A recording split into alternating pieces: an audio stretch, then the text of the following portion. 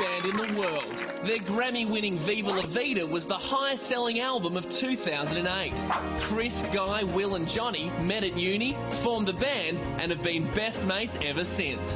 Over the next 12 years, the release of their single Yellow and the albums Parachutes, Rush of Blood to the Head and X and Y solidified them as Brit rock royalty. Now, as well as advocating fair trade and throwing their weight behind the Sound Relief concert for Aussies in need, the band is wowing crowds on their Viva La Vida world tour. A special sound check for Rove.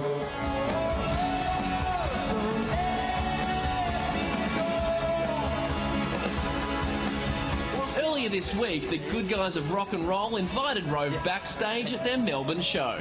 New chat show look. I don't know.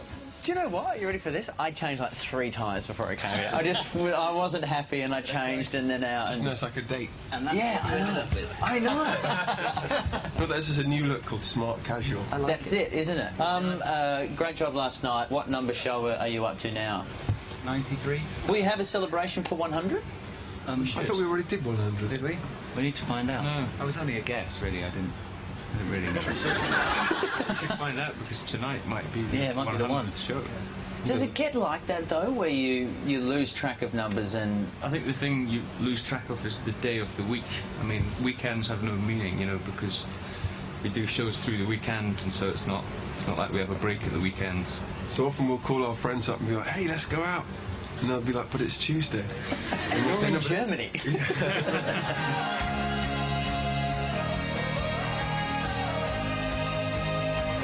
Is your dad touring at the moment as well? My dad is very much on this tour. How does he go living the soft rock lifestyle? He's usually the last one out of the bar. Yeah.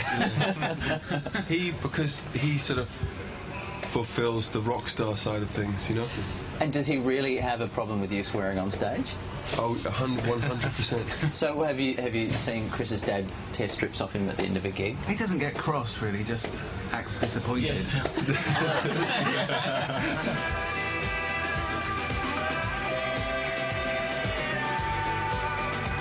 Now, obviously, there was a very long creative process putting this album together. You guys really pushed yourself harder than you probably have before. Would that be correct? You know, we still can't believe we got our job, so we're just trying as hard as we can to keep it. So we try pretty hard on every record. So do you put that pressure on yourself as well, as a group? We got told if we made a shit album that you wouldn't speak to us.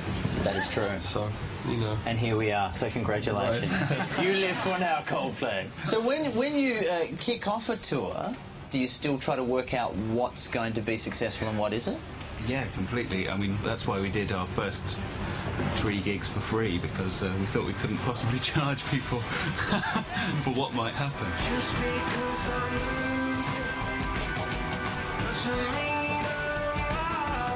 Well, what do you look out for when you're on stage? What do you look out for to dictate the show is going well? How many people are walking up the aisles going to the toilet?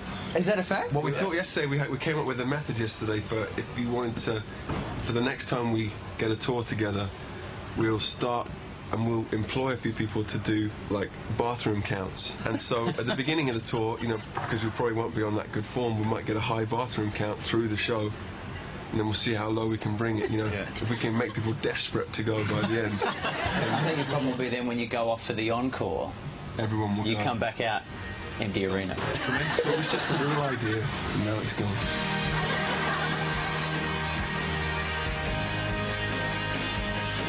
Well, also, too, I should say, congratulations on being one of probably 10 bands that are the greatest band on earth, apparently. Right.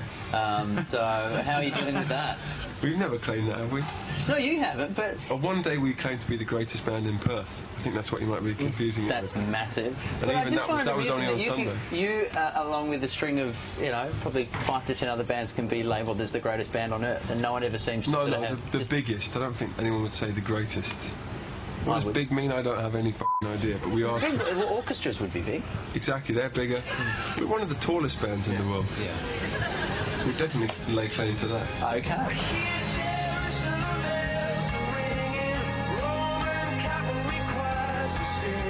Now, gentlemen, are you ready for your final 5? I have one for each of you and then one for the group. Number 5, Johnny, after all these years, do you have any clue what the song Yellow is actually about? Bananas.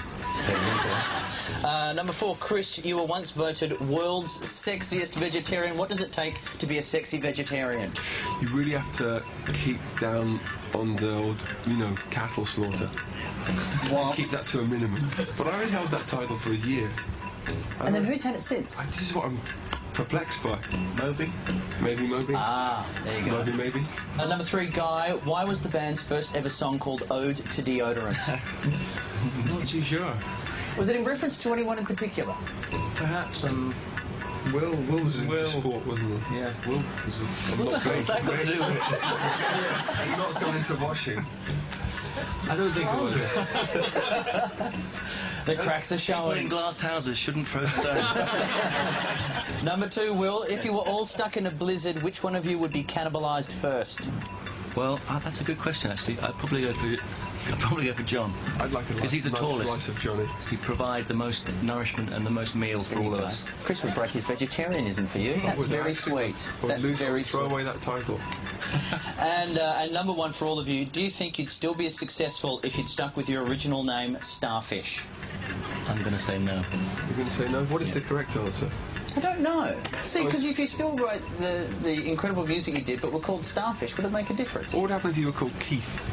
That doesn't work. Doesn't work so well, does it? Yeah. So who will ever know? We'll be back with more of Keith after this. Thank you, Coldplay, officially the tallest band in the world. A title at last. Thanks, Rove. Thank you very much.